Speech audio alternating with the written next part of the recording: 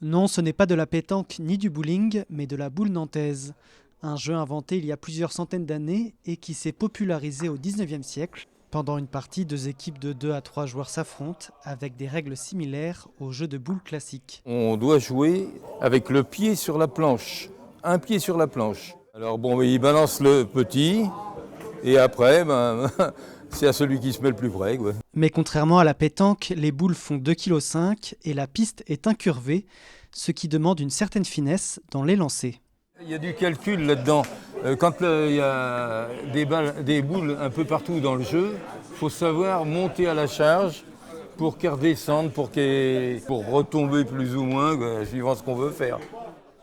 Les parties se jouent en plusieurs manches jusqu'à ce qu'une équipe atteigne les 9 points. À la fin de chaque manche, c'est l'arbitre qui annonce le score. Noir. Il faut attendre que les boules soient arrêtées. Après, l'arbitre, il dit blanc ou noir. Si les joueurs sont pas d'accord, c'est là où je paille. Et une fois que j'ai paillé, je dis noir ou blanc et ma décision est irrévocable.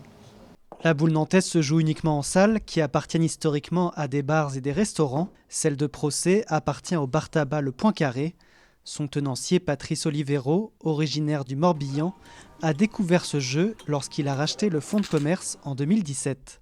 On a trouvé cet endroit bien sympathique avec un jeu de boules attenant au bar tabac à Presse et on a kiffé sur l'affaire. Ça a été une découverte et puis je vous dis, moi j'ai adhéré puisque maintenant j'y joue aussi et puis je remplace des joueurs et puis ça se passe super bien. Fort de ses 700 licenciés, la boule nantaise séduit de nouveaux adeptes depuis la fin de la crise sanitaire. Si la plupart des joueurs sont à la retraite, l'amicale de Procès essaye aussi de séduire les jeunes. La transmission du patrimoine, je disais tout à l'heure, c'est notre ADN. C'est de faire connaître, faire jouer et transmettre. Le patrimoine que nos anciens nous ont transmis il y a quelques années, il faut qu'il perdure. Un héritage reconnu officiellement. Depuis 2022, les sports et les jeux bretons, dont la boule nantaise, ont rejoint le programme de sauvegarde du patrimoine immatériel de l'UNESCO.